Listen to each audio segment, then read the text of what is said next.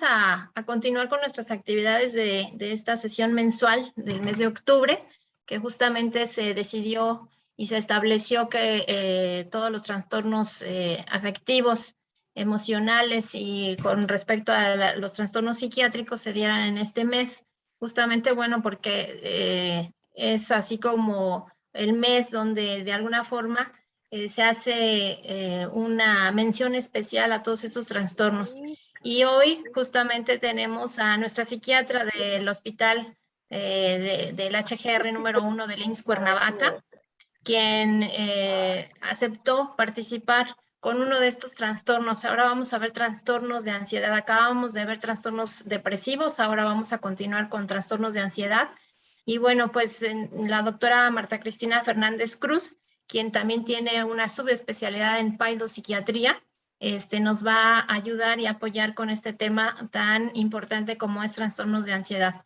Adelante, doctora, bienvenida. Muchas gracias por aceptar.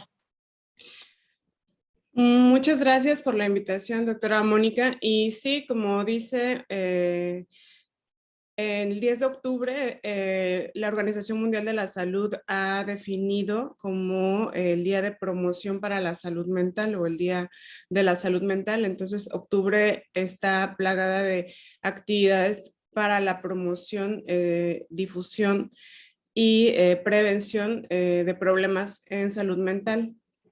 Bueno, la salud mental, como hemos estado viendo en los últimos años, ha cobrado una importancia muy grande para las políticas de salud pública, ya que, bueno, grandes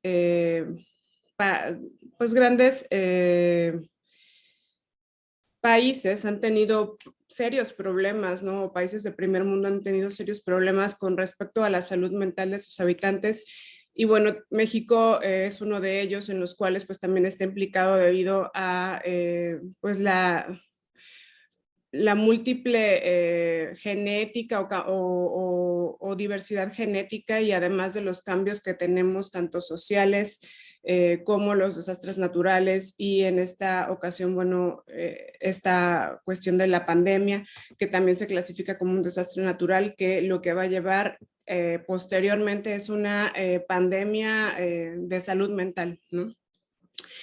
Los trastornos de ansiedad cobran especial importancia más en la institución donde yo pertenezco, ya que pues gran parte de los trabajadores o de la población activa laboral sufre de estos problemas de ansiedad junto con la otra gran parte de la población que maneja el instituto, que es la población que tiene enfermedades crónico-degenerativas, que también van a presentar estos problemas de ansiedad. Y bueno, vamos a empezar con la siguiente diapositiva, por favor. ¿Qué es ansiedad? Bueno, entender ansiedad como una emoción, ¿sí? Y es una reacción emocional y neurofisiológica normal ante la percepción de una amenaza y sirve al individuo de preparación para quedarse inmóvil, huir o luchar. Entonces la ansiedad es buena, de alguna forma es un mecanismo de supervivencia adecuado y adaptativo, ya que gracias a tener ansiedad o a tener esta reacción al estrés, podemos sobrevivir, ¿no? Ya que si no tuviéramos estas reacciones neurofisiológicas y psicológicas presentes, nosotros no nos iríamos de ese lugar y bueno, correríamos riesgos, ¿no? Y bueno, en este caso pues podría ser implicada nuestra vida. Entonces es un mecanismo de supervivencia adecuado y adaptativo. Cuando ya no lo es, pues cuando está alterando todas las... cuando ya en realidad no hay una amenaza, ¿sí? Cuando en realidad estamos a salvo, no hay nada por qué tener estas reacciones neurofisiológicas y psicológicas y sin embargo nos sentimos en riesgo. Entonces eso ya no es algo tan adecuado y que podría ir causando, ir mermando la salud mental hasta que se convierta en un trastorno. Un trastorno es cuando en realidad ya está pues alterado el funcionamiento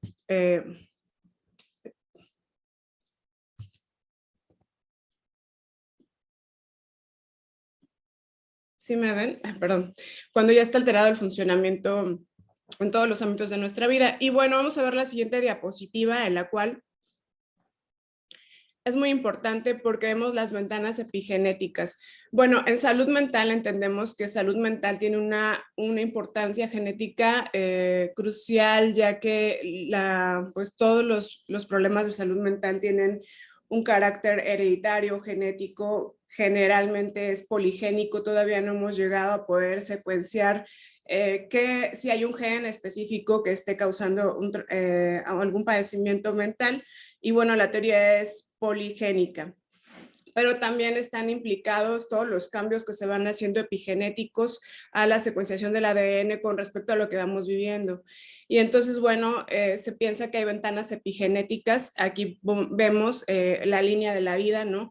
Tanto la parte prenatal, que es muy importante, y la etapa de la vida en adelante del ser humano, ¿no? Entonces vamos a ver cómo desde la gametogénesis si hay alguna disrupción endocrina en cuanto a la nutrición del paciente, de la madre, ¿no?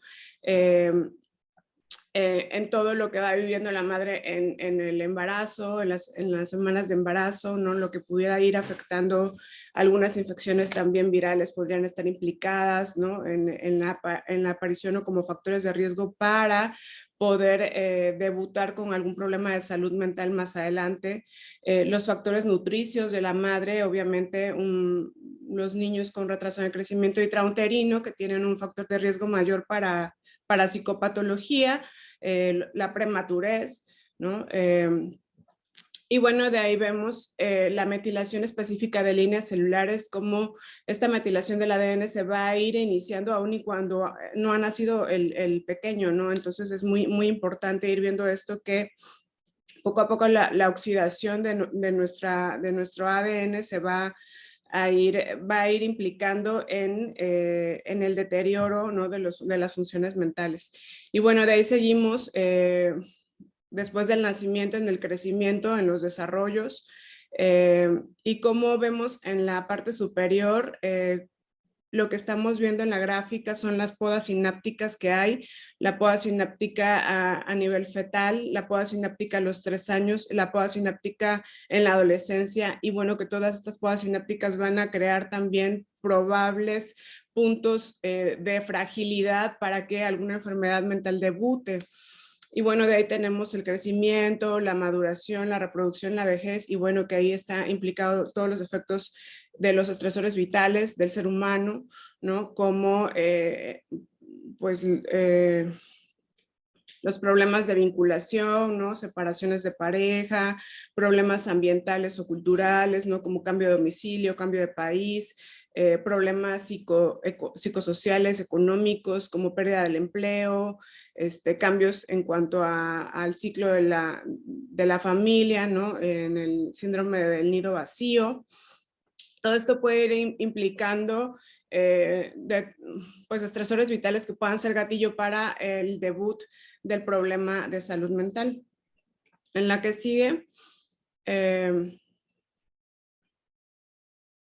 vamos a ver un video que es muy chistoso, que es de una película norteamericana, de estas comedias románticas adolescentes, pero llama mucho la atención que habla muy claro acerca de cómo nos comportamos o cómo nos podríamos comportar, por ejemplo, en la adolescencia, donde les digo que hay una poda sináptica importante, y bueno, la adolescencia con los cambios en cuanto al crecimiento al doble del cerebro, en especial el lóbulo frontal, bueno, este lóbulo frontal que no está tan maduro, que las redes sinápticas no son tan fuertes, entonces este freno pues no va a ser tan adecuado por naturaleza, entonces el adolescente es impulsivo, es soñador, es idealista, ¿no? Echa para adelante, hace las cosas sin pensar, también es irritable.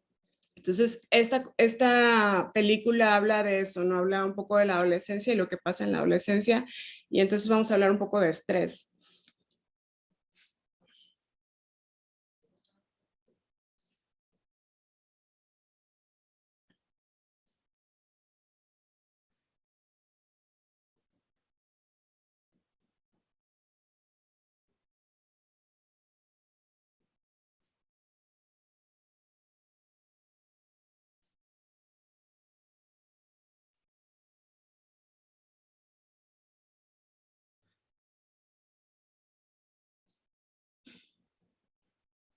Bueno, ahí no tenemos mucho el audio, pero habla un poco de cómo, pues en la etapa de la adolescencia, pues todo es como muy primitivo, instintivo, ¿no? Como de alguna forma las emociones se sienten más a flor de piel, ¿no?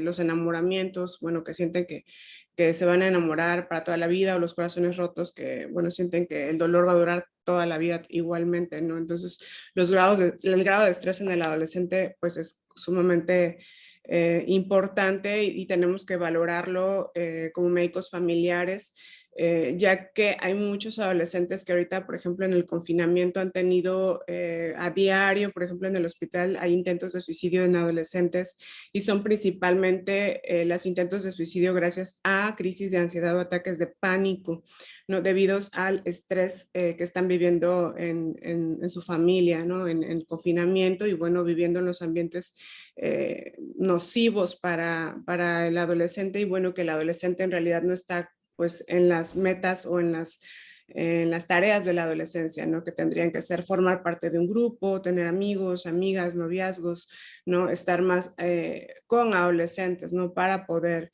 ellos fortalecer sus habilidades sociales y no tanto en el hogar, porque en esta cuestión del hogar pues ya no tienen cabida tanto, sino que más bien todas sus actividades son fuera de casa. Entonces, bueno, esto como les decía, en cuanto al desarrollo, pues es muy importante valorar cómo están viviendo nuestros adolescentes en estos ambientes, ¿no? Y qué se puede hacer como para promover tal vez la disminución de estrés y tal vez atrasar un tanto el debut de la salud mental, en este caso del problema de salud mental, ¿no? De la psicopatología. Bueno, el siguiente video también es muy interesante y es como muy educativo. Es un video de Disney. Ojalá se pudiera escuchar porque sí es muy importante el audio. Entonces, para que nos puedan explicar un poquito lo que yo les voy a explicar posteriormente, un poquito más profundo, ¿no? Entonces, a ver si se puede visualizar y también si pudiéramos contar con el audio, ya que Disney, en este caso, pues en todos estos, a lo largo de la vida de esta empresa, pues siempre ha buscado cómo hacer más simplificadas las cosas, ¿no? Y como vemos, pues se encargan más de, por ejemplo, em, cuentos de hadas, ¿no? En las cuales pues lo que sabemos es que los cuentos lo que ayudan a los niños es a poder ver pues las cuestiones de la vida, que es muy trágica, de una forma más simple para poder ir tolerando la frustración y el estrés a lo largo de la vida. Y empezamos desde pequeños a contarles realmente historias horribles, ¿no? Pero disfrazadas de una forma muy, muy buena para poder ir haciéndolos tolerantes a la frustración. Y en este caso Disney pues hace un poco énfasis en la salud mental desde estos dibujos animados de los 70s, no sé, 60, 70, donde, bueno, da una impresión de qué es la salud mental y cuál es la importancia de cuidarla, ¿no? De mantener un equilibrio. Habla de un triángulo de equilibrio. Entonces, ojalá y pudiéramos escucharla. En este triángulo de equilibrio habla de que pues la salud mental, la salud física, pues forman como parte muy importante del ser completo, y que si alguna de estas Doctora, disculpe volados, que me sí, interrumpa. Buenos días. hola. En el previo video, una disculpa, se me olvidó abrir mi micrófono. No, no me acordé. Entonces, ahorita voy a empezar a compartirlo y voy a dejar abierto mi micrófono para que se escuche. Ah, perfecto. Sí. Entonces, bueno, vamos a dar pie al video. Gracias. Miedos y tensiones. El concepto moderno de la salud bien balanceada puede representarse como un triángulo equilátero compuesto por un lado físico, un lado mental y un lado social, cada uno de igual importancia. Este es un concepto bien fundamentado, y los que viven de acuerdo con él manteniendo el balance de los tres lados gozan de buena salud. Vamos más velocidad. Contención, el día empieza, no te quedes en la mesa, pronto habrá que luchar, mucho miedo y tensión, hay que El social precisa mayor autocaballo y el temor va a aumentar cuando empiecen a llegar los...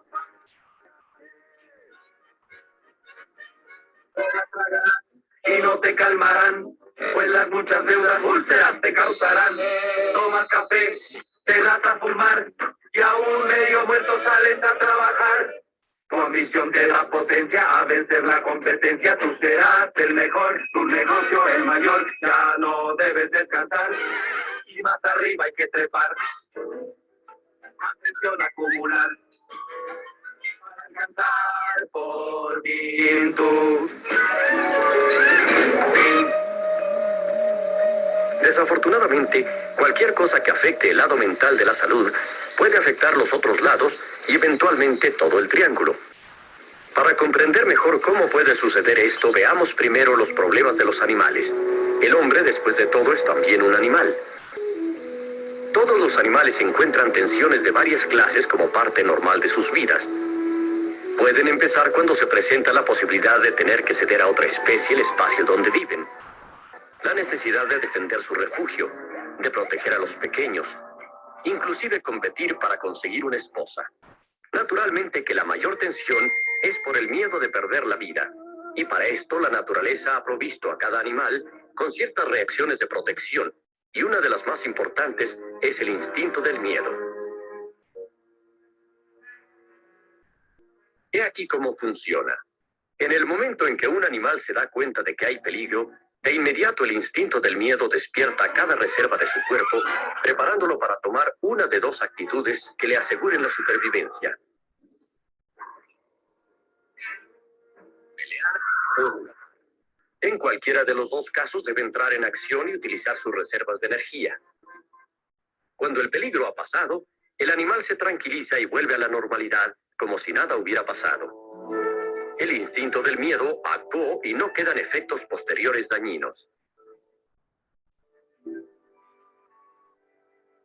Los científicos creen que existen las mismas respuestas de protección en el animal humano, localizadas en un área del cerebro llamada el diencéfalo. Es como si el instinto del miedo de nuestros ancestros todavía viviera allí, listo para oprimir el botón del pánico. Aún en nuestro mundo moderno, este instinto primitivo puede todavía salvarnos el pellejo. En el momento en que se percibe el peligro, el instinto del miedo recibe el mensaje e inmediatamente oprime el botón del pánico. Como un relámpago se movilizan todas las reservas del organismo. La respiración se acelera y se hace más profunda, y por esta acción, los pulmones aumentan su actividad y aportan más oxígeno a la sangre. El hígado, una de cuyas funciones es servir como depósito del azúcar de la sangre, en este momento la libera en grandes cantidades hacia el torrente sanguíneo para dar energía extra. Las glándulas suprarrenales también aumentan su producción, vertiendo sus secreciones para estimular el músculo cardíaco, el cual a su vez reacciona aumentando la velocidad de bombeo. En los órganos de la digestión, algunas arterias se contraen, disminuyendo el suplemento de sangre en estas zonas. Esto permite que se cuente con más sangre que necesitan los músculos para pelear o para huir. Y todo esto pasa en una fracción de segundo. Como cualquier animal, el hombre ha utilizado su sobrecarga de energía para evitar el desastre y además para decir un poco lo que piensa.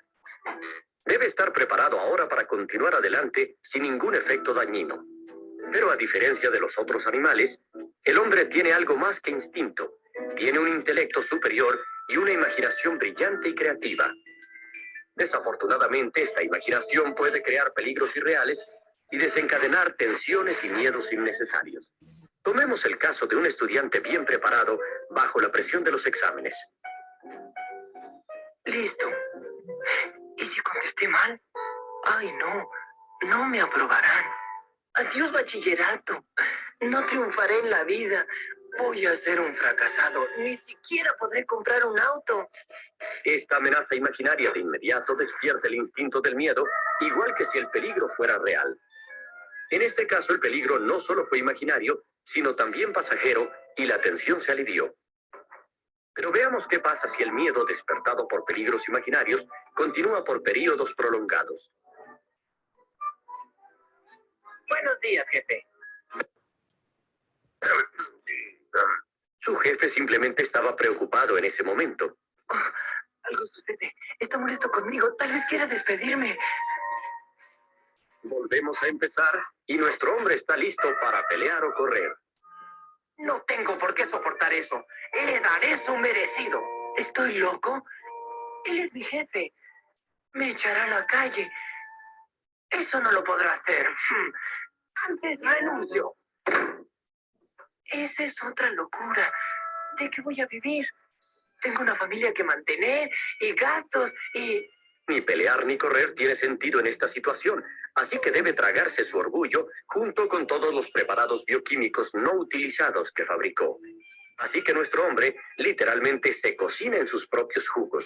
Si esta situación de tensión mental basada en el temor generada dentro de uno mismo se mantiene durante el tiempo del descanso, puede dar resultados muy desfavorables. Puede destruir el reposo, interrumpir los procesos normales de regeneración del organismo y aún peor, puede desencadenar la pesadilla de las enfermedades psicosomáticas, lo que significa enfermedades inducidas en el cuerpo por la mente.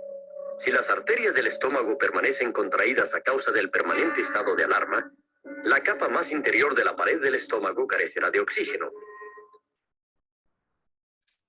Las células se desintegran, dejando la segunda capa sin protección, y entonces el ácido contenido en el estómago puede actuar sobre esa segunda capa. Literalmente, se abre paso a fuego y el resultado es una úlcera péptica. En otras áreas hay también problemas cuando el hígado, espoleado por el peligro continuo imaginario, mantiene el aporte de más y más azúcar hacia el torrente sanguíneo. Normalmente, un órgano llamado el páncreas produce una sustancia llamada insulina que mantiene el balance del nivel de azúcar en la sangre. Sin embargo, después de un periodo largo, el páncreas pierde la carrera, lo cual resulta en que queda mucho azúcar en la sangre. Se trastorna así la química del cuerpo y eso puede contribuir para que sea el huésped de otros males. Es infinita la lista de torturas que podemos infringir en nosotros mismos y todas ellas tienen el mismo fin. Todos los lados de la salud pueden trastornarse seriamente si de continuo se despierta el temor innecesariamente. Pero si a este instinto se le permite descansar cuando no hay peligro real, el organismo puede funcionar como debe. Después de todo, la mayoría de los problemas, reales o imaginarios, se resuelven pronto. Y muchas situaciones que en un principio pensamos que nos amenazaban, resulta que solo existían en la imaginación. Buenos días, jefe. Sí. ¿Qué? ¿Ah? Oh, sí, muy buenos días, hijo. Utilizando el sentido común, se reducen al mínimo los miedos y tensiones de la vida y se mantiene el balance de todos los lados del triángulo de la salud. Bueno, aquí dice utilizando el sentido común, pero bueno, aquí también tenemos que ver la parte genética, la parte biológica, la parte ambiental, ¿no? Y tenemos que ver que, por ejemplo, cuando está encendido este Neandertal que tenemos ahí adentro y empieza a apretar el botón, la parte más superficial de nuestro cerebro, la corteza cerebral, no está funcionando. Entonces es donde la emoción le gana a la razón. Entonces, bueno, cuando la amígdala, que es la que tenemos ahí en rojo, está activada, que es ahí donde está este Neandertal apretando el botón, la parte de la corteza cerebral pues no está funcionando bien, ¿no? Hay, por ejemplo, en la corteza dice corteza prefrontal, pues lo que regula es la emoción, ¿no? Y bueno, en general esto no va a pasar cuando estamos en una situación de estrés. Entonces, bueno, aquí en esta lámina principalmente lo que quiero yo mostrar son las neuroestructuras que están asociadas a esta reacción de estrés, ¿no? Que es la amígdala como nuestro principal sensor del riesgo, el tálamo, que es el que, bueno, que tendremos que empezar del tálamo, ¿no? Es el principal integrador de los estímulos externos, sean visuales, auditivos, táctiles, olfativos, gustativos, que van a integrarse en el tálamo y de ahí van a dar una orden a la amígdala para que se encienda y envía toda esta energía eléctrica, ¿no? al hipocampo, a la corteza prefrontal, a la orbitofrontal. Entonces, creando ahí, y bueno, a todo el sistema, ¿no? Por ejemplo, a las suprarrenales para crear cortisol, vasopresina, adrenalina, y bueno, toda la disfunción que se va creando. Principalmente esta lámina es para ver las neuroestructuras. La que sigue ya es una lámina donde nos habla más específicamente acerca de qué es lo que pasa cuando hay un estresor. Entonces vemos ahí donde dice, vamos a empezar, es una lámina un poco compleja, pero vamos a empezar del lado izquierdo, donde dice amenaza, ¿no? Donde habla de un sistema sensorial exteroceptivo, y bueno, de todos los táctil, auditivo, visual, gustativo. Entonces, bueno, todas estas estímulos externos se van a integrar en el tálamo, ¿no? Y también los estímulos, por ejemplo, el olfatorio en la corteza entorrinal, y de ahí esto se va al hipocampo, y también en la vía sensorial aferente, que también va a ir directo a la amígdala. Todas estas señales van directo a la amígdala para que puedan, pues, de ahí se va hacia la corteza de asociación, corteza sensorial primaria, y la corteza orbitofrontal, donde, bueno, podemos ver que ya hay una alteración, porque en vez de ver un gatito, vemos un león, ¿no? Ante, por ejemplo, una carga de pacientes extenuante, donde me dicen, tienes que ver 30 pacientes hoy y tienes 4 horas. Entonces eso es un gatito y literal lo vemos un león. Entonces ahí hay una amenaza ilógica e irracional, ¿no? Porque de forma ilógica e irracional estos pacientes no me van a matar, ¿no? No, pero así lo entiendo, porque así empieza mi cuerpo a sentirse. Entonces, bueno, pues la amígdala envía señales, ya que está en el sistema límbico y que está rodeado de todos los núcleos basales, pues va a empezar a ir enviando la señal eléctrica al núcleo estratado, ¿no? Donde va a haber una actividad motora inducida por el miedo de huir o atacar, el núcleo trigémino y el facial, donde vamos a ver el trismus característico de las personas que tienen ansiedad. En el núcleo parabranquial, pues vamos a empezar una hiperventilación, vamos a sentir que el pecho se nos oprime, que no podemos respirar profundamente, que tenemos que jalar más aire. El núcleo motor dorsal del vago, pues enseguida va a empezar a activar el sistema parasimpático, y entonces voy a tener pues ganas de ir a orinar a cada rato, voy a tener estos problemas de gastritis, de colitis, de no poder tragar la comida, de tener náuseas, de tener vómito, ¿sí? De ahí, por ejemplo, el hipotálamo lateral, pues va a haber una activación del sistema simpático, entonces voy a estar taquicárdico, va a aumentar mi presión arterial y por ende, después de, o sea, liberar el cortisol, la adrenalina y la vasopresina, aumenta la tensión arterial y, bueno, aumenta la frecuencia cardíaca, aumenta la sudoración, aumenta la piloerección, la dilatación pupilar.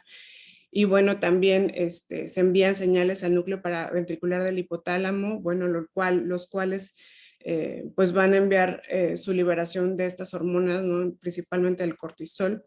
Y bueno, lo que decía en el video, ¿no? También el hígado va, mediante la gluconeogénesis, va a empezar a liberar glucógeno, y bueno, el glucógeno, pues la insulina no va a ser suficiente, entonces ya la resistencia a la insulina pues va a ser muy importante, en la cual vamos a tener un estado hiperglicémico en el paciente con estrés y miedo y ansiedad, ¿no? Entonces es muy importante ver cómo todo el sistema, y junto con la otra diapositiva que les voy a mostrar, la que sigue, que es un poquito más gráfica, esta estaba un poquito pesada, podemos ver, ¿no?, cómo el eje hipotálamo, hipófisis adrenal, vamos a ver cómo hay alteración, liberación de citoquinas por los estresores, y bueno, la liberación tanto neuroendocrina como la activación del sistema nervioso periférico, ¿no?, que tiene que ver con el nervio vago.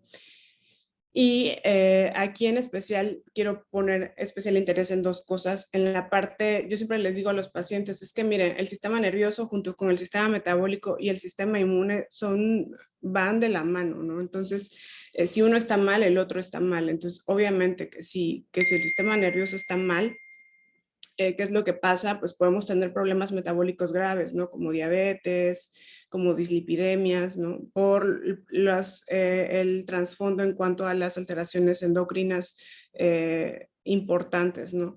Y la otra parte es el sistema inmune, ya que, bueno, al haber tanta liberación y tanto movimiento en el organismo, pues el sistema inmune va desgastándose hasta irse inmunodeprimiendo. Entonces, yo como paciente estresado, pues ya voy a traer las infecciones recurrentes, ¿no? O voy a tener estas cuestiones también de herpes, ¿no? Que es muy común que vienen al médico familiar, ¿no? Que se activa de nuevo un herpes por un problema de ansiedad, ¿no? Un problema de inmunodepresión. Muy bien. En la siguiente diapositiva, lo que podemos ver pues son todos los sistemas monoaminérgicos involucrados en este problema o en esta reacción del miedo, ¿no? En especial dopamina, serotonina, oxitocina, norepinefrina, epinefrina, la hipocretina y la grelina también que está implicada.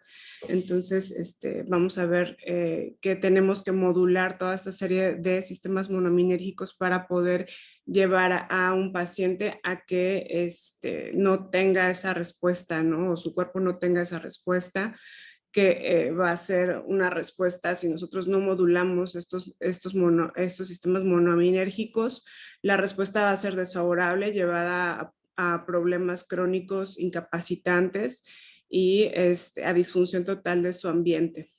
La que sigue, por favor.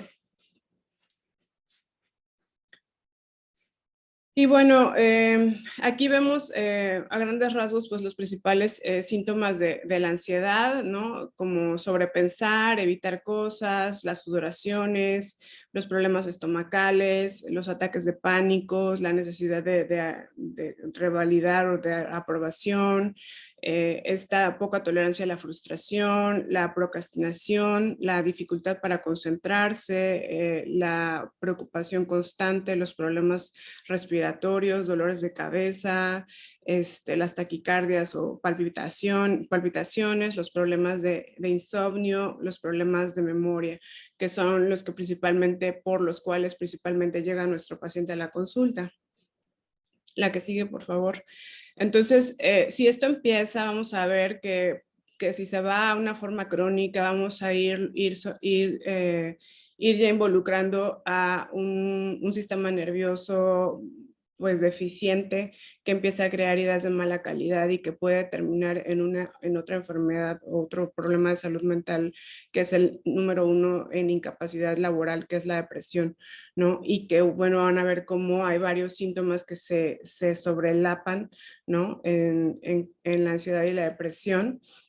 Los problemas del sueño, los problemas de concentración, la fatiga, ¿no? La cuestión, por ejemplo, ya en la ansiedad hablamos de irritabilidad, de tensión muscular, de manías o comportamientos compulsivos, de estar evitando cosas, ¿no? De crisis de ataques de pánico y de estar sobresaltados todo el tiempo, ¿no? Y bueno, ya lo que vemos en la depresión, pues más bien que ya vieron, pues son problemas de peso, el apetito, los problemas en cuanto a la producción de los pensamientos que son de muy mala calidad, tendientes a la culpabilidad, desesperanza y la suicidabilidad, aunque aquí tenemos que recordar que los pacientes que se suicidan más son los pacientes que tienen ansiedad a los que tienen depresión, ya que los pacientes que tienen depresión tienen un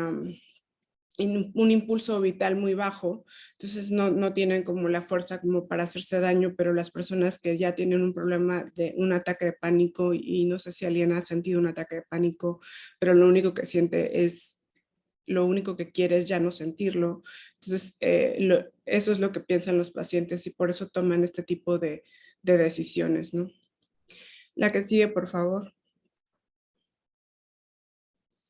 ¿Cuándo es un trastorno? La que sigue, pues un trastorno es cuando vemos todas las áreas ya afectadas, cuando hay expectación aprensiva todo el tiempo, búsqueda y escrutinio, no estar un tanto paranoides, cuando hay una descarga cromafina en la cual vemos pues ya taquicardia o síntomas vocevagales y una tensión muscular importante, entonces ya es algo considerado un trastorno, el cual tiene que ser tratado tanto farmacológica como no farmacológicamente.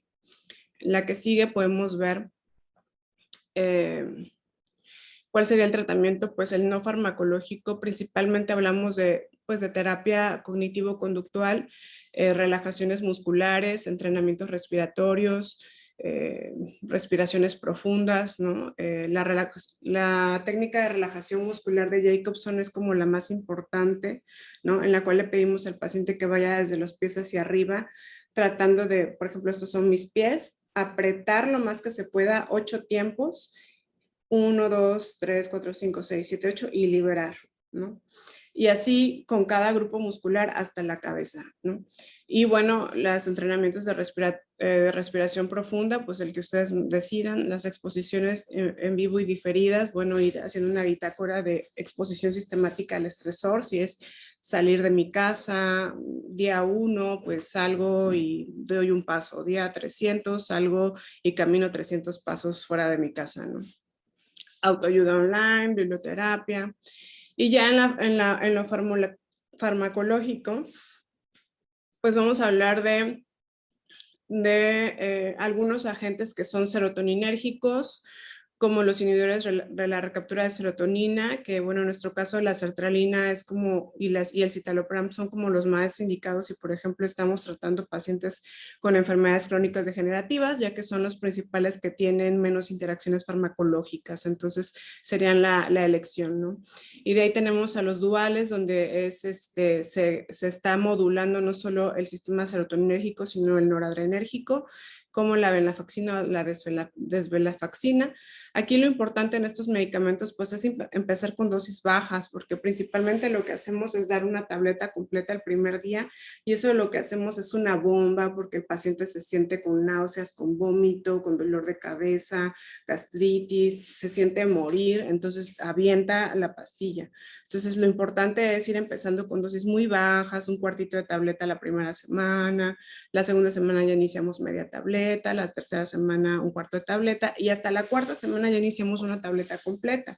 Y ahí decirle, de aquí, desde que toma una tableta completa va a contar de 4 a 6 semanas para empezar a ver el efecto, ¿no? Entonces, sí es un tratamiento muy largo, porque estamos hablando de 2 meses y medio, ¿no? De ver un efecto ya en la fase de mantenimiento del paciente, ¿no? Entonces, eso es como ya un poco a la larga.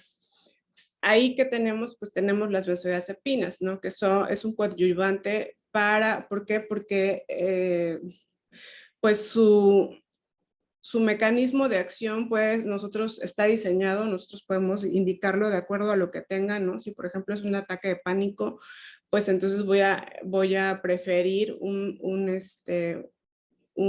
medicamento que esté diseñado de acción corta como el lorazepam, el alprazolam, o si lo que tienes es un problema de insomnio, bueno, pues valorar si un doctor del sueño como el clonazepam en menores de 65 años, porque ya en mayores generalmente pues lo que crea son efectos paradójicos, los agita más, en vez de dormirlos, los agitan más el clonazepam. Eso es en algunos que vamos a iniciar con el clonazepam, ¿no? Después de los 65, cuidado con eso. Pero los que han vivido toda la vida con el clonazepam, pues hay que continuar con el clonazepam, ¿no? ¿Por qué? Porque pues hay un riesgo más grande que le quitemos el clonazepam, porque a la semana se infarta tanto del corazón como del cerebro, ¿no? Está todo alterado en cuanto a sus cifras tensionales, hiperglicémicas, ¿no? Entonces hay que ver, ahí valorar, pero las benzodiazepinas son las que nos van a ayudar. Y bueno, yo quiero crear, pues en esta plática la quise enseñar un poco más hacia las benzodiazepinas, porque generalmente las vemos como de forma negativa.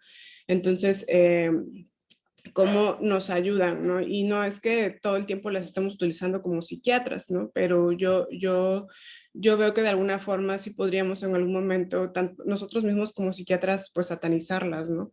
Y bueno, no sé, medicina familiar, ¿no? ¿Cómo sería como su... pues yo creo que ellos se apoyan mucho, ustedes se apoyan mucho en las benzodiazepinas porque pues son buenas en realidad, ¿no? Y sí hay que tratarlas de utilizar, pero bueno, ya saben, personalizando el tratamiento, ¿no? La que sigue, por favor. Y aquí, ¿en dónde nosotros utilizamos los psiquiatras las benzodiazepinas? Pues en trastornos de ansiedad, depresiones, trastornos bipolares, trastornos del sueño, trastornos somatomorfos, factores psicológicos que afectan lo físico, ¿no? Duelos, algunas reacciones al estrés agudo de estresores vitales, en niños en pocas ocasiones.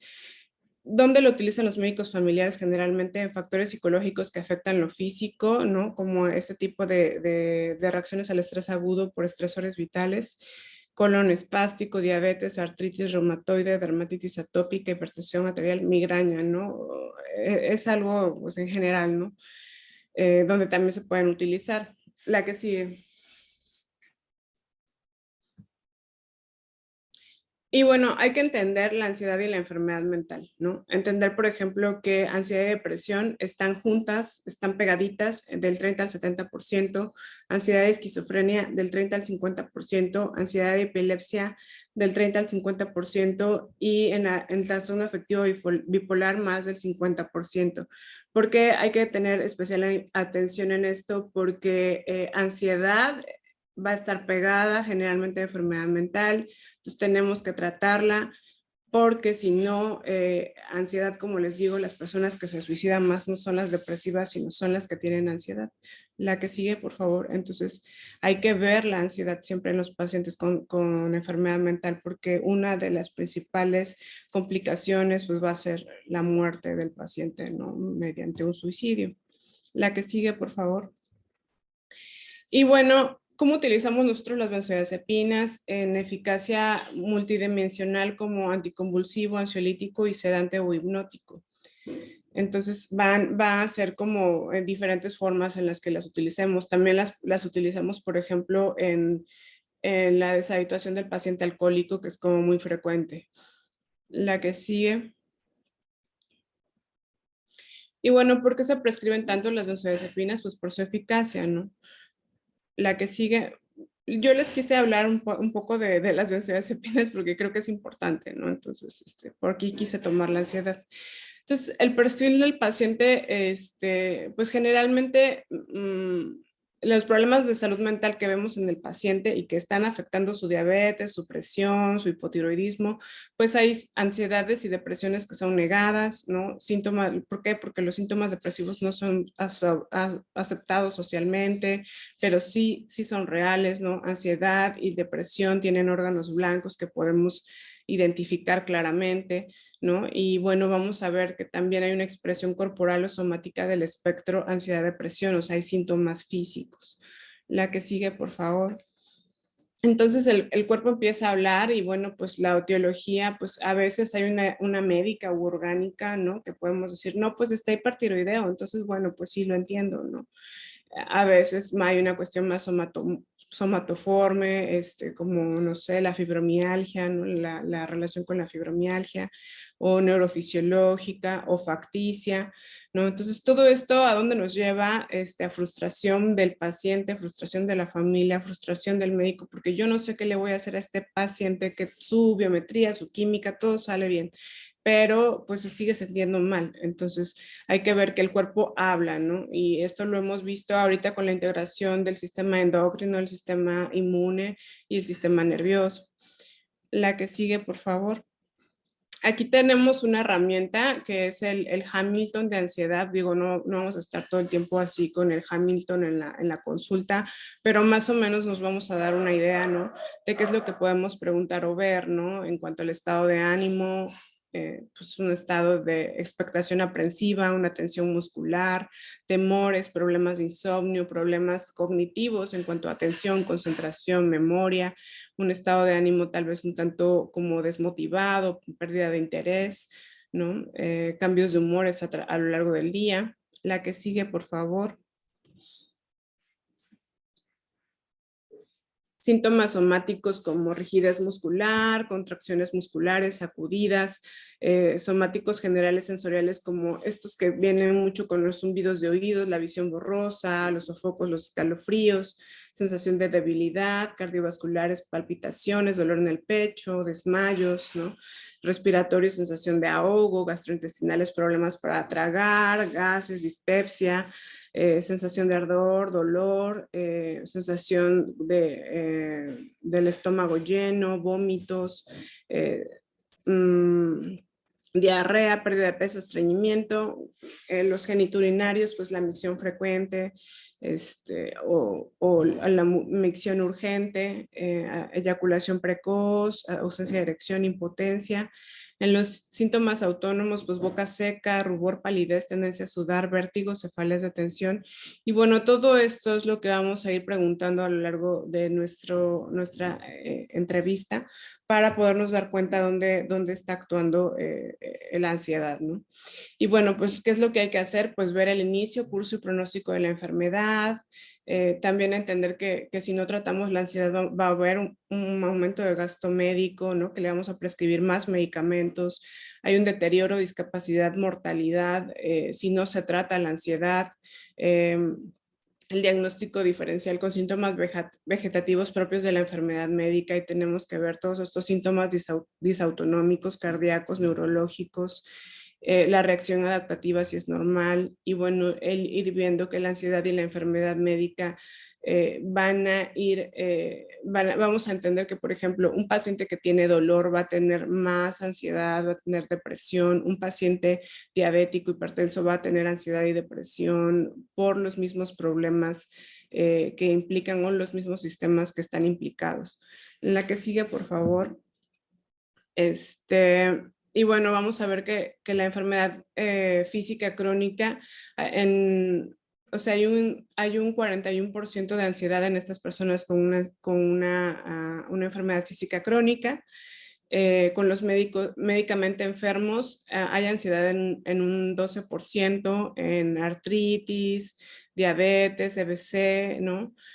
Todos estos hay un 12% de probabilidad de que tengan ansiedad.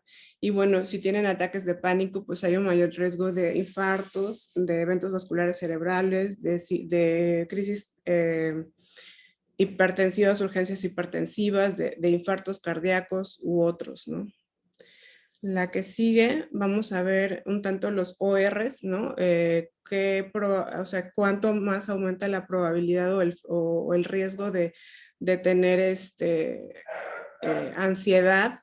Si soy hipertenso, en un 2.4, si tengo una enfermedad gastrointestinal, igual 2 veces más, una enfermedad genitourinaria 3 veces más de tener ansiedad, migraña 5 veces más de tener ansiedad, ¿no? En la enfermedad coronaria 2 veces más, y en la enfermedad crónica 2 veces más riesgo de tener ansiedad. En la que sigue, y bueno, ataques de pánico en la consulta externa de cardiólogos, 9%, en las unidades de emergencias cardiológicas, un 17% llegan los ataques de pánico, los dolores precordiales en un 10 y 50%, la vinculación a ataques de pánico y prolapso de la válvula mitral en un 30 a un 50% con respecto a la enfermedad cardiovascular. La que sigue. La ansiedad y enfermedad pulmonar, bueno, en el EPOC hay un 8% de personas que sufren ataques de pánico, en otras enfermedades pulmonares de un 13 a un 51%, en asma de un 6.5 al 24%, ¿no? Y una tercera parte en niños y adolescentes. La ansiedad y el asma, ¿no? La ansiedad y la enfermedad cerebral, bueno, generalmente los pacientes con trastorno obsesivo compulsivo, un 6.5 tienen ansiedad, un trastorno de estrés postraumático, un 14% tiene ansiedad. Las epilepsias generalmente van a cursar con ataques de pánico y ansiedad paroxística, y la migraña en un 40% vamos a presentar un problema de ansiedad, y en Parkinson de la misma manera. La que sigue, por favor. Y bueno, enfermedad vestibular y ansiedad, 1 de cada 4 pacientes que tienen enfermedad vestibular van a tener problemas de ansiedad, y bueno, porque están implicadas ahí las conexiones cerebrales, la disfunción vestibular, el lóbulo temporal y el sistema límbico. La que sigue, por favor. Y bueno, las enfermedades, por ejemplo, con dolor crónico y enfermedades reumatológicas, pues vamos a ver un OR de 4 y de 3, un OR de 4, ¿no? O sea, 4 veces más en estos pacientes vamos a ver problemas de ansiedad. Y bueno, en los estrés postraumático un 3.7%. Vamos a ver 3.7% de estrés postraumático en personas con problemas crónicos de dolor. En la enfermedad gastrointestinal, bueno, ya lo veíamos en el video de Disney, ¿no? La úlcera péptica, el colon o la colitis nerviosa, la enfermedad de Crohn, que tienen más o menos un OR de 5, entre 3 y 5, ¿no? Veces más probabilidad de tener ansiedad. La que sigue, por favor. Hay que ver la enfermedad médica, la enfermedad psiquiátrica, la reacción adaptativa a los estresores vitales, los síntomas físicos y bueno, también la personalidad del paciente, ¿no? Para poder ir viendo qué tipo de ansiedad va a tener el paciente y qué vamos a utilizar, si vamos a utilizar. Obviamente, si hay ataques de pánico, vamos a utilizar benzodiazepinas de corta acción como el lorazepam, el prazolam, pero también podemos utilizar inductores del sueño como el clonazepam, o algunos otros agentes, como los agentes que van a actuar en la que sigue, por favor, en los sistemas monominérgicos, en los sistemas serotoninérgicos, noradrenérgicos, dopaminérgicos, que en este caso, bueno, de los que más podría yo como recomendar que tienen menos efectos como secundarios, por decirlo así, o interacciones médicas serían citalopram y sertralina, ¿no? Mientras tanto, pues vamos a actuar con el medicamento de rescate en caso de crisis de ansiedad, que es el lorazepam o el alprazolam, y si tienen insomnio, pues los pacientes pueden utilizar clonazepam, ¿no? Y pues en general esto sería todo lo que les podría comentar en esta ocasión sobre ansiedad. Muchas gracias, doctora. Hay algunas preguntas en el chat, se las voy a leer. Sí. Dice que en pacientes con trastornos de ansiedad y depresión que cursan con tratamiento con antidepresivo y benzodiazepinas, pero cursa aún con insomnio y con pesadillas recurrentes, ¿qué medicamento podría darse como segunda elección o hasta qué dosis de benzodiazepina tiene beneficio para este paciente? Bueno, generalmente lo que utilizamos, lo que podríamos utilizar son neurolépticos atípicos, como la quetiapina, ¿no? A dosis muy bajas, por un corto tiempo, ya que sabemos, por ejemplo, que estos neurolépticos también podrían tener efecto un tanto metabólico, ¿no? Con el aumento de apetito y aumento de peso, pero son buenos inductores si es en un periodo corto. Son buenos inductores. Hay otros, por ejemplo, si estamos hablando de la institución, ya creo que a nivel ya ISSSTE-IMSS, contamos con la mirtazapina, que es también un antidepresivo ansiolítico que tiene un efecto sedante potente, entonces también se puede agregar al esquema de tratamiento y bueno, que está libre acceso, ¿no? Creo que alguno de estos dos podríamos utilizar tanto los neurolépticos atípicos a dosis bajas por corto tiempo como olanzapina, quetiapina y este otro medicamento que es un ansiolítico antidepresivo con sedación, que es la mirtazapina. Perfecto, doctora. ¿Alguna pregunta de los asistentes que quiera abrir su micrófono directamente? Mientras se deciden, doctora, en la institución, bueno, pues tenemos limitantes en algunos medicamentos y sobre todo ya los pacientes que tenemos ya establecido su diagnóstico y bajo tratamiento. Tal vez aquí, qué bueno que mencionó todo este apartado de las benzodiazepinas, porque en primer nivel de atención vemos recurrentemente y todos los días vemos pacientes que tienen ya, pues por decirlo así, adicción con las benzodiazepinas. Y el problema que a lo mejor nosotros le vemos como médicos de primer nivel no es tanto a lo mejor el uso del medicamento, sino la tolerancia que ya comienzan a tener. Y de ver pacientes que tomaban a lo mejor solamente una sola benzodiazepina, a lo mejor ya están utilizando un segundo o inclusive están haciendo asociaciones de otro tipo de medicamentos que ya no se llevan uno ni dos, a veces solicitan hasta 3 o 4 medicamentos para el manejo de su padecimiento. Entonces, ahí, ¿qué nos recomienda, doctora? Porque cuando nosotros hemos intentado en algún momento dado tal vez disminuir o retirar alguno de estos medicamentos, la respuesta del paciente es inmediata a no querer, a exigir que se le otorgue el medicamento. Entonces, aquí, ¿cómo podríamos manejar esta parte, doctora? Bueno, aquí entender también es muy importante entender que, por ejemplo, un hipertenso no es un adicto a losartán, o un diabético no es un adicto a la insulina. Entonces vamos a ver que aquí hay un paciente que tiene un problema de salud mental. Entonces, de alguna forma el clonazepam lo ha rescatado a lo largo de su vida. Ya está bien probado, por ejemplo, que si le quitamos el clonazepam, algunos pacientes al otro día se infartan, ¿no? Se besean, entonces les va muy mal. Aquí vamos a diferenciar, por ejemplo, en dos grandes grupos, los cuales siempre están tomando su cuartito o la mitad o una tableta de clonazepam a lo largo de toda su vida y nunca le han subido más. Esos pacientes hay que dejarlos así, sí, hay que dejarlos así, ¿no? ¿Por qué? Porque nos va a costar más el haberles quitado el clonazepam, porque se van a alterar en su hipertensión, en su diabetes, se van a infartar, les va a pasar de todo si le quitamos este medicamento. Entonces, si han pasado así toda la vida con una tableta, ¿no? Máximo de clonazepam, que en general van un cuartito, media y no nada más, dejémoslos así. Porque no han aumentado la necesidad de la benzodiazepina, ¿no? Que de alguna forma creo que tiene más un efecto placebo en ellos, ¿sí? ¿Por qué? Porque las benzodiazepinas sí crean tolerancia y dependencia. Entonces, ahí lo que estamos viendo son pacientes que tienen un efecto placebo, ¿no? Que es un 30% de mejoría en los síntomas, ¿no? Entonces, vamos a dejarlos así. Y los otros que ya están y que no les hace y que ya obviamente que esos son como más difíciles porque ellos sí están sintiendo real, o sea, que ya no les funciona, porque si una semana te tomas clonazepam o alprazolam o lorazepam alguna dosis, ya la siguiente semana ya no te funciona tan bien como la primera semana, ¿no? Entonces, ellos sí no tienen este efecto tanto placebo. Entonces, ¿qué es lo que podemos hacer?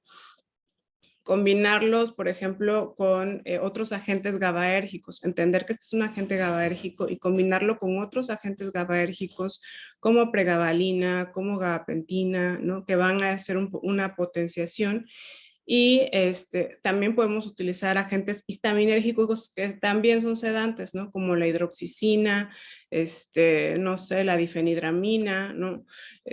Que pueden utilizar ustedes, ¿no? Y si de alguna forma pudieran tener acceso a algún neuroléptico, pues un neuroléptico, ¿no? La zapina, quetiapina, podrían ayudarles porque eso es generalmente lo que hacemos.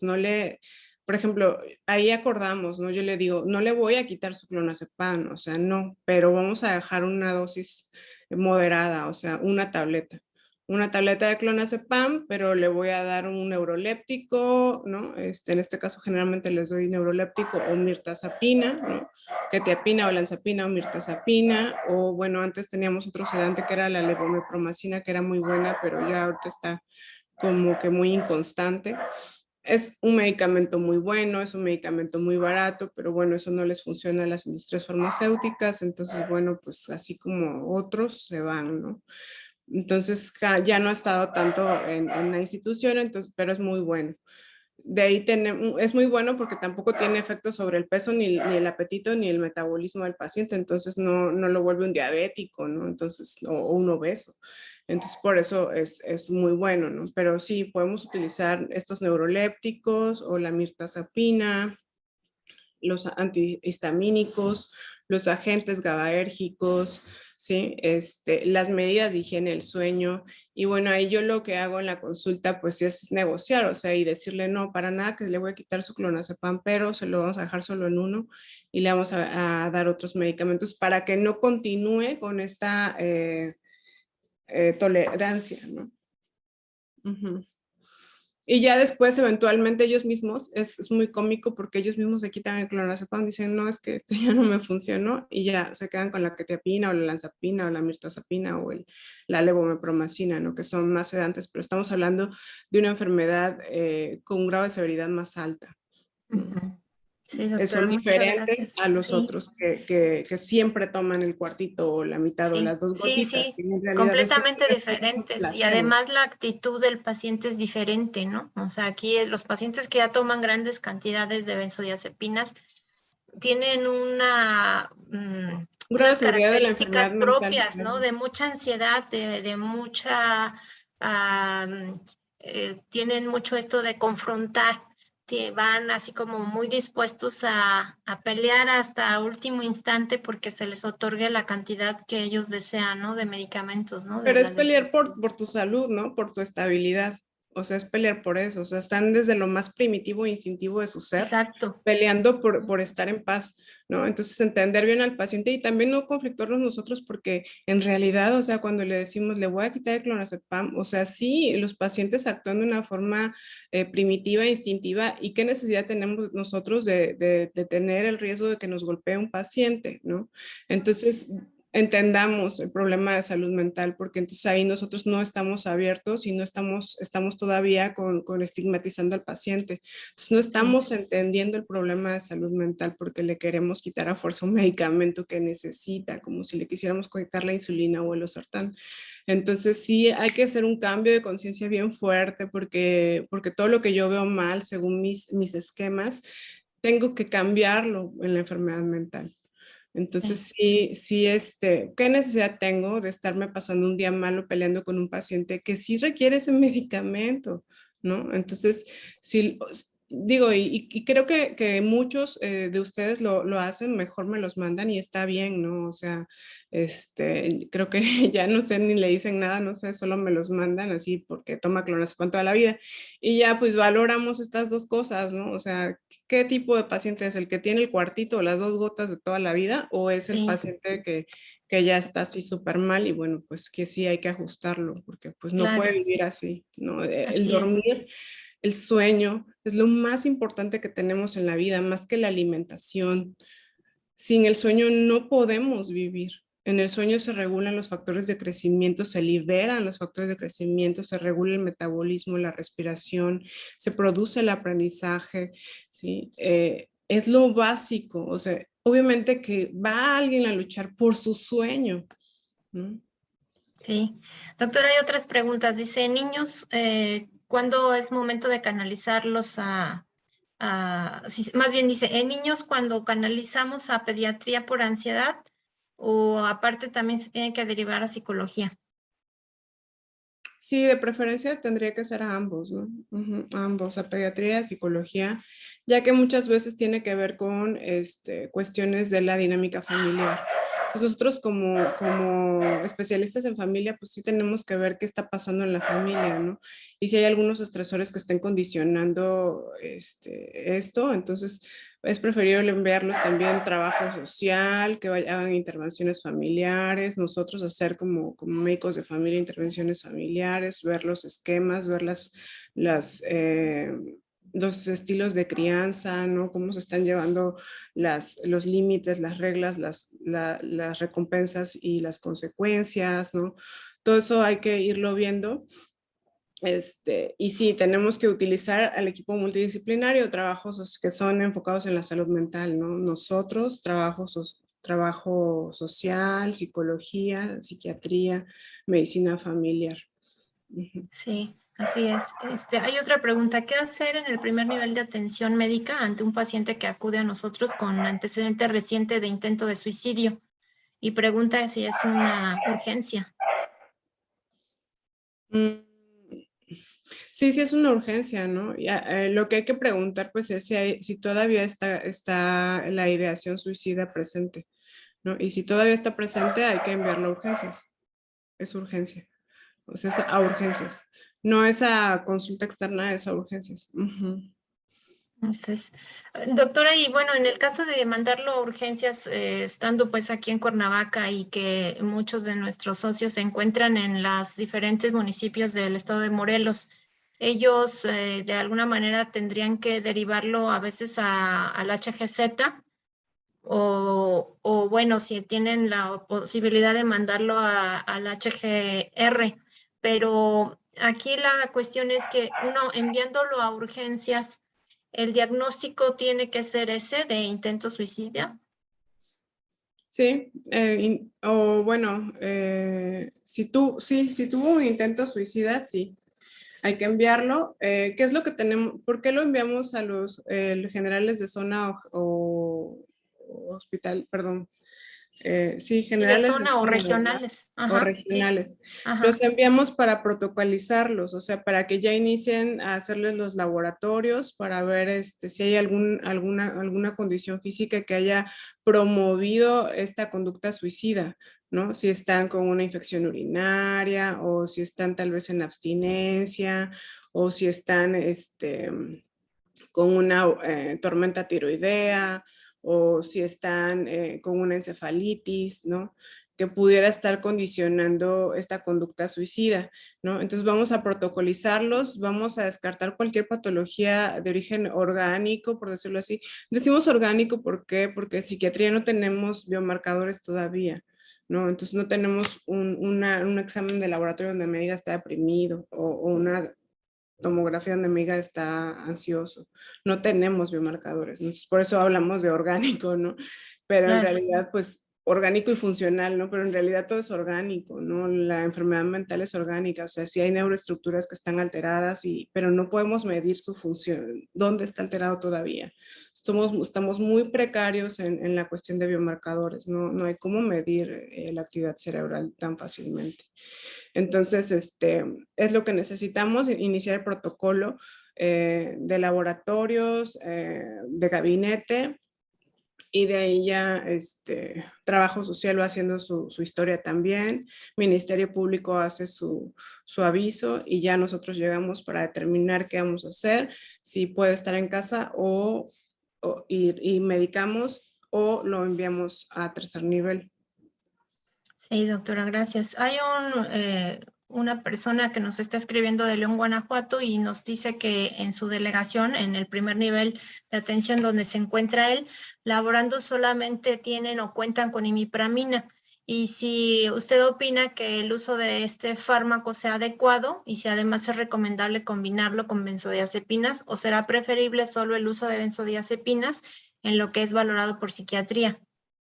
No, imipramina es un muy buen medicamento, muy, muy buen medicamento. De hecho, es mejor tolerado que los inhibidores de la recaptura de serotonina. Sin embargo, a veces podrían causar, por ejemplo, retención urinaria o problemas de retención urinaria o algunos problemas cardiológicos. Digo, es como muy raro, pero sí, yo creo que es preferible iniciar con imipramina, así en las dosis poco a poco y con la benzodiazepina a dejarlos así sin nada. Es preferible utilizar imipramina y es buen medicamento.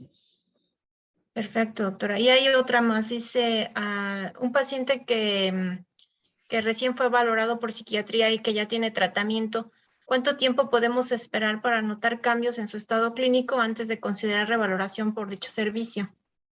De 4 a 6 semanas necesitamos para eso. Lo que pueden hacer antes, pues les digo, es agregar, no sé, agregar agentes GABAérgicos, ¿no? Gabapentina, pregabalina, que también son utilizados para la ansiedad, o agregar antihistamínicos, que también son utilizados para la ansiedad, ¿sí? Antes de... ¿Por qué? Porque les digo, el medicamento de mantenimiento, que es el inhibidor de la recaptura de serotonina, va a tardar más o menos de 4 a 6 semanas en poder que el paciente vea el efecto real del medicamento, ¿no? Entonces, mientras tanto, si la benzodiazepina no es suficiente, hay que utilizar histamina u otros agentes GABAérgicos, ¿no? Pregabalina, gabapentina. Sí, a veces podemos utilizar algunos otros anticomiciales, ¿no? Que pudieran también neuromodular, que les llamamos nosotros neuromoduladores o moduladores del estado de ánimo, valproato, oxcarbazepina, carbamazepina, levetiracetam, la motrigina, que tiene un efecto, la lamotrigina tiene un efecto antidepresivo, ¿no? Generalmente son los que utilizamos, para esperarnos, para ver cómo está el efecto real del antidepresivo ansiolítico, ¿no? De la gente que nosotros hayamos puesto, ¿no? Fluoxetina, sertralina, citalopram, paroxetina, escitalopram. Perfecto. Doctora Alice Peña tiene por ahí pregunta, levantó la mano, discúlpeme, hasta ahorita le doy palabra. Doctora. Sí, Gabriel. sí, doctora.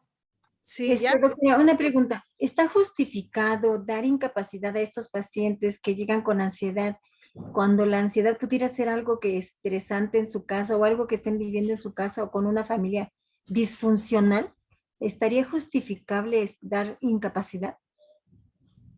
No, es preferible enviar a tercer nivel para valorar, porque lo que necesitamos, es que ahí, no sé, un paciente con ansiedad y con intento de suicidio o cómo, o solo Sí, con... sí, o sea, podemos respaldar la incapacidad, sí, pero mi pregunta es, está bien, lo incapacitamos, pero lo mandamos a su casa, ¿dónde lo vamos a mandar? Ajá, sí, pues no, obviamente que lo que necesitamos es un ambiente estéril, ¿no? Por eso tal vez sería mejor mandarlo un ratito, por lo menos a urgencias, ¿no? Para que vaya haciendo conciencia de qué es lo que está pasando, dónde está.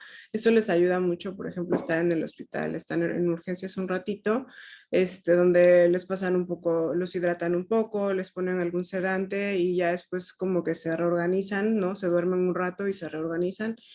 Y bueno, si nosotros podemos valorar que hay un ambiente estresante en casa, entonces tenemos que hacer una intervención, ¿no? De alguna forma, también con trabajo social, ¿no? A veces sí hacemos como una cuestión un poco amenazadora, ¿no? Donde, bueno, hablamos pues de que el Ministerio Público ya hizo aquí, está comprobado y documentado que pues que hay un ambiente adverso, ¿no? Entonces, trabajo social, pues tiene que hacer también una investigación, una visita domiciliaria, que somos una serie pues somos una institución y aparte somos una serie de profesionales enfocados multidisciplinariamente, ¿no? Entonces, que trabajo social va a hacer su parte, que el Ministerio Público ya hizo su parte, que psiquiatría va a hacer su parte, que psicología va a hacer su parte, que el médico familiar va a hacer su parte.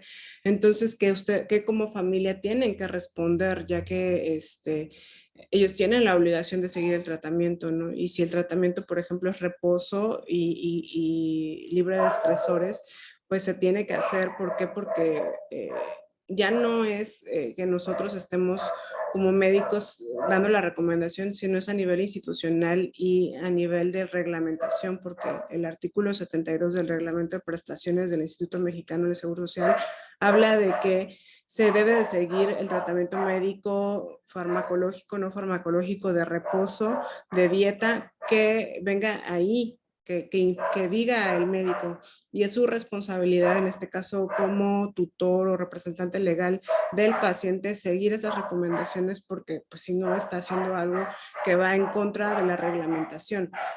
Y que también pues tenemos la ley, ¿no? Que defiende al paciente, porque bueno, ya hay un aviso al Ministerio Público donde se está viendo y se va a seguir evaluando la situación familiar, ¿no? Entonces, ahí ya no solamente somos nosotros como médicos familiares o médicos solitos que estamos haciendo las recomendaciones, sino estamos reforzándonos en la institución y en la ley, en la Constitución, ¿no? Entonces, ahí a veces, digo, a veces eso puede ayudar, ¿no? A que al familiar le haga clic y porque a veces, muchas veces los pacientes no se mueven a menos que tengan alguna pérdida económica o alguna repercusión legal, ¿no? Son las únicas cosas que podrían mover a los pacientes. Entonces, ni que se va a morir, ni que va a vivir una vida muy mala, ni nada. O sea, solo si hay una pérdida económica o una repercusión legal es lo que va a mover a los pacientes. Y es ahí donde nosotros tenemos que ir, pues manejando, ¿no? De alguna forma, yo no sé si algunos no sé, luego les envío mis super notas, pero ahí pongo todo eso, o sea, ¿por qué? Porque necesitamos hacer responsables también a los pacientes, ¿no? Y bueno, yo pongo de mi parte dándote tu atención, pero tú me tienes que traer resultados, ¿no? En cuanto a las medidas de higiene del sueño, la alimentación, todo lo que te pongo ahí, ¿no? La rehabilitación neurocognitiva, mediante rompecabezas, crucigramas, no tráeme los cuadernos, ¿no? Literal, ¿no? Entonces, sí tenemos que, solos no vamos a poder, solos no podemos, o sea, tenemos que respaldarnos en la institución. Y la institución también, si por ejemplo está muy problemático y veo pues el paciente se va a matar si regresa a su casa, pues sí lo tengo que mandar al hospital psiquiátrico, ¿no? Eso ya lo decidiremos en el segundo nivel, el psiquiatra en turno lo decidirá, ¿no? Exacto. Muy bien, doctora. Doctora Alicia, Sí. adelante, por favor. Buenas tardes. Buenas Bueno, tardes. mi pregunta, doctora, va enfocada a lo siguiente. Tenemos un paciente, pacientes con disfunción eréctil, bajo tratamiento ya con un IRS o y Sí, el sí. paciente continúa con problemas de disfunción eréctil. Aquí en este caso, ¿cómo podríamos ayudarlo, no? Porque también le genera un poco de ansiedad el no funcionar adecuadamente como él quiere. ¿Qué apoyo podríamos darle en este caso? Bueno, primero no responsabilizar a este medicamento, ¿no? Como el único, ¿no? Porque puede ser un paciente diabético hipertenso, ¿no? Entonces, que también pudiera haber otras cuestiones que pudieran estar condicionando la disfunción eréctil, ¿no? Otra, bueno, ya sería llevar al cambio, ¿no? Por parte de nosotros a otros agentes, ¿no? Por ejemplo, la anfebutamona es la que utilizamos que no tiene algún efecto en el funcionamiento sexual, y a veces también la venlafaxina también la podemos utilizar en algunos casos. La otra, tenemos como médicos también de familia estar implicados en cuanto a la terapia sexual, ¿no? Entender que, por ejemplo, va a haber bastantes cosas que si el paciente ya es ansioso, una cosa, o sea, la ansiedad puede llevar a una disfunción eréctil, ¿no? O sea, por la misma ansiedad del acto sexual y estar pensando en todo menos en concentrarse en el acto sexual, pues no funciona, no se lleva a cabo la erección. Entonces, hay que hacerles ver también que hay que entender el problema de salud. Su problema de salud mental es la ansiedad. Entonces, por eso sobrepiensa todo y está en otras cosas, o está en no lo voy a lograr, no lo voy a lograr, no lo voy a lograr. Y no se concentra en el acto sexual, entonces jamás va a suceder la erección, y no tiene que ver con el inhibidor de la recaptura de serotonina, ¿no? Entonces ahí tendría que trabajar un poquito más en este tipo de técnicas como mindfulness o centradas en el aquí, en el ahora, ¿no? Para que pueda poner, es un ejercicio muy difícil en cuanto a la conciencia plena, ¿no? El estar están solo concentrados en eso en ese momento, ¿no? Para un paciente con ansiedad. Entonces, hay que pedirles que se entrenen en mindfulness o ejercicios de conciencia plena, como les llamamos en español. Y también tenemos nosotros que saber un poco acerca de la terapia de Helen Kepler, ¿no? De placeriado, ¿no? Donde, bueno, el paciente no va a ir directo al acto sexual, o sea, debe de haber un placeriado previo, ¿no? Y probablemente los pacientes con ansiedad no quieren llegar a eso, ¿no? Entonces sí, tenemos que empezar a hablar de que, bueno, pues primero se tiene que tomar, o sea, ejercicios, ¿no? Primero se tiene que tomar de la mano, ¿no? Y sentir las manos, es un ejercicio de una semana, la siguiente semana, pues un masaje en zonas no erógenas, y bueno, así ir escalando hasta poder llegar al acto sexual, ¿no? Pero después de muchas semanas. Otra cosa, también podemos ver si, por ejemplo, cómo está la relación de la pareja, o si es una pareja reciente, cuánto tiempo tienen, o si la pareja es mayor o menor, ¿no? O sea, todo eso tiene que ver con la disfunción eréctil. Entonces, sí hay que ver todas estas condicionantes, porque sí, lo primero que llegan a decir es, no, es que ese es el medicamento, me lo cambian, pero es hipertenso, diabético, separado, tiene solo sexo casual, o sea, no está bien medicado en la ansiedad y está todo disperso, ¿no? No ha trabajado nada en cuanto a psicoterapia, no ha trabajado en entrenamiento en conciencia plena, ¿no? Entonces, no podríamos solamente, la verdad es que seríamos muy injustos en decir es el medicamento, ¿no? O sea, eso como satanizar el medicamento, ¿no? Uh-huh. Doctora, qué bueno que tocó usted este tema, o sea, ya se descartó, ya analizamos eso. Y bueno, aparentemente no es el medicamento. Ya tocó usted puntos muy importantes, muchas gracias. Y yo quisiera preguntarle a usted si usted conoce a terapistas, porque hay terapias sexuales, ¿no? Terapistas sexuales, porque bueno, usted conoce como nosotros los médicos en el primer nivel de atención, pues estamos con el tiempo, ¿no? Tocamos algunas áreas, como usted lo acaba de mencionar, sobre eso, ¿no? El comportamiento, la conducta sexual no previa. Pero bueno, Sí, claro, entonces yo le diría, mejor busque un terapeuta sexual. Entonces yo no sé si en un momento dado, bueno, yo creo que sí es válido, ¿no? Recomendarle, y si usted conoce de alguno para poder, a nuestros pacientes, pues decirles, si usted tiene la posibilidad, hágalo, ¿no? O cómo ve usted. yo veo, digo, a veces nos limitamos mucho, ¿no? Yo veo que cualquier intervención, por pequeña que hagamos, va a cambiar, va a ser un cambio muy grande en el paciente, ¿no? Por ejemplo, si nosotros nos ponemos rápidamente a leer, porque son hasta cosas manualizadas, ¿no? Y están en internet, ¿no? O lo puede comprar en la librería Gandhi, ahí está, ¿no? La terapia sexual 1 y 2 de Helen Kepler. Entonces, o yo les puedo mandar información que es muy concreta de placereado, pues también, digo, como esas cosas ya cambian completamente el panorama. Yo me tardé 2 minutos en hablarlo y ya se van contentos los pacientes, ¿no? Entonces, y ya les dices, bueno, si quiere más, pues sí, le doy el dato, ¿no? Pero sí, cualquier intervención, por pequeña que hagamos, hace grandes cambios en el paciente, ¿no? Y no nos tardamos más de 1 o 2 minutos en decirle eso.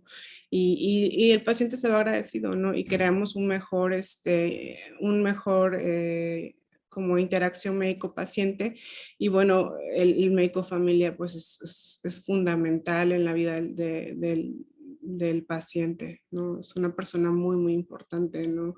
El que confíen en su médico familiar y puedan hablar, porque imagínense, doctora, el que lleguen y hablen de eso, o sea, cómo lo pensaron para decírselo, ¿no? Entonces, el que se vayan con nada, pues sí está feo, porque intentaron decir algo muy difícil, ¿no? Que es hablar de algo que no se habla. Entonces, de ahí de alguna forma, pues normalizar, pues, está bien, ¿no? Sí, suele pasar y puede hacer esto y esto y esto, ¿no? Y también le puedo dar el dato de fulanito y ya. Muy bien, Ok, doctora. muchas gracias. Gracias. Nada, sí, de nada.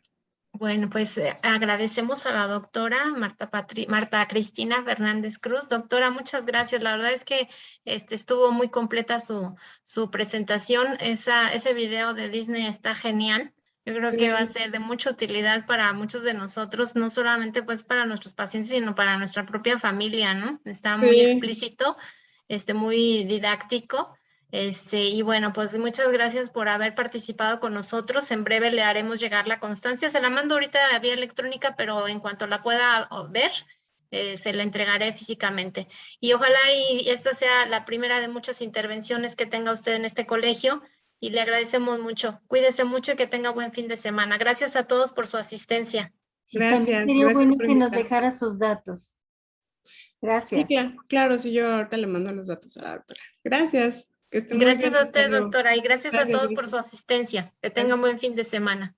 Hasta luego, Hasta adiós. luego.